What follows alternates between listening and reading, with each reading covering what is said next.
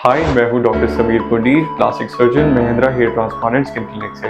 और आज मैं आपको ले चलूंगा जर्नी ऑफ हेयर ट्रांसप्लांट। ये कैसे शुरुआत होती है और आपका रिजल्ट कब तक पूरा आता है। तो हेयर ट्रांसप्लांट की जर्नी शुरुआत होती है पहले आपकी कंसल्टेशन से। तो आप आते हैं, हमसे मिलते हैं और हम आपका एरिया डिफाइन करते हैं कौन सा एरिया से आपको प्रॉब्लम है जिसमें आपको गंजापन नजर आता है। जनरली इसको 3 पार्ट में डिवाइड कर सकते हैं। एक है फ्रंट लाइन, जो सिर्फ आगे का 1-2 सेंटीमीटर का एरिया होता है।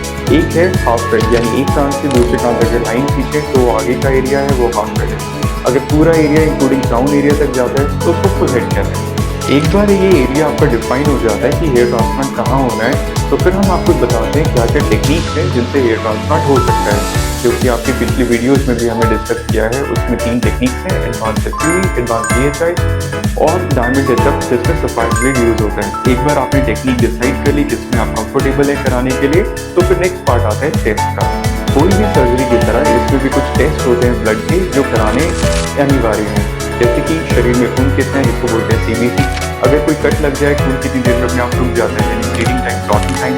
वायरल मार्कर्स जैसे HIV, hepatitis B, hepatitis C. और एक HbA1c, एक शुगर का टेस्ट, क्योंकि आजकल शुगर किसी भी उम्र में आ रहा है।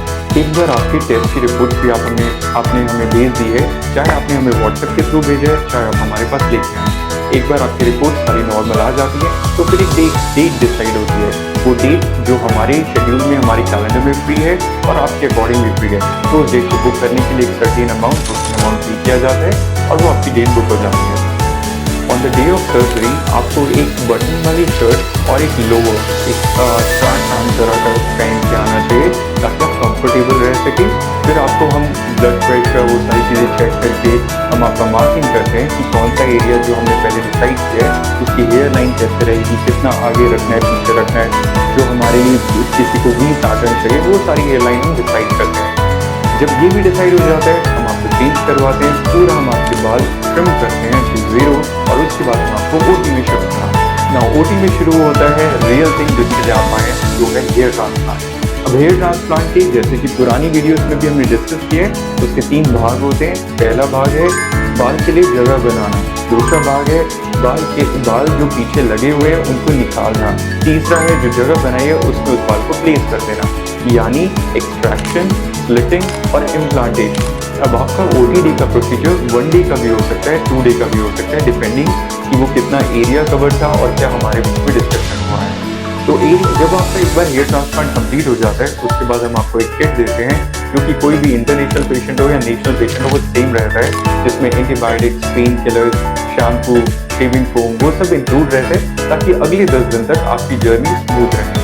हेयर ट्रांसप्लांट के पहले 2 दिन हम आपको नॉर्मल सलाइन का हमने एक बॉटल दिया होता है 100 ml, जो आपको 2 आवर्ली छिड़कना होता है, एक्सेप्ट जब रात को आप सो जाएं तो किसी को जग के छिड़कने की जरूरत नहीं। और 10th डे से शुरू होता है सबसे इंटरेस्टिंग फेज जिसका आपको इंतजार था, अपने बालों को देखने का भी। तो 10th डे को आपने शेविंग फोम को अच्छे से लगाकर रगड़ना है और उसको 1 घंटे तक छोड़ना है। उसके बाद पूरा रगड़ के उसको वॉश किया जाता है और उसके बाद ये जो नए बाल आपके पीछे से आगे शिफ्ट हुए हैं वो आपको अच्छे से नजर आते हैं। आप उनके हाथ फेर सकते हो और आपको नजर आ जाता है कि आप 6 महीने 1 साल बाद एक्चुअली कैसे नजर आओगे अगर आपके बाल छोटे होते हैं।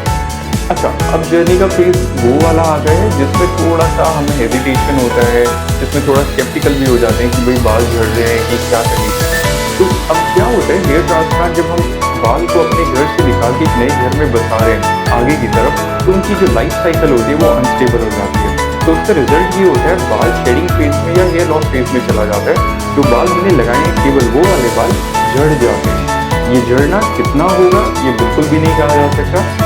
हर शरीर अलग है, किसी का 10% झड़ता है, किसी 50%, किसी 90% झड़ जाते हैं, 10% बाल रहते हैं। और ये शेडिंग फेज आपका 2 हफ्ते पे शुरू हो जाता है और लगभग 3 से 4 महीने तक रहता है। 3 से 4 महीने के बाद बाल आने वापस शुरू हो जाते हैं। बाल आते हैं धीरे धीरे करके, एकदम सिल्की आते हैं और जो बाल की थिकनेस होती है वो पहले बच्चे की तरफ छोटे पतले बाल होते हैं। धीरे धीरे टाइम के साथ वो बाल मोटे भी होते जाते हैं और नए बाल भी आते जाते हैं। 60% हेयर ग्रोथ आपकी लगभग 6 महीने में मिल जाती है, 8 महीने में 80% और 1 साल में फुल रिजल्ट आपको मिल जाता है देखने को। ये है जर्नी पूरी हेयर ट्रांसप्लांट।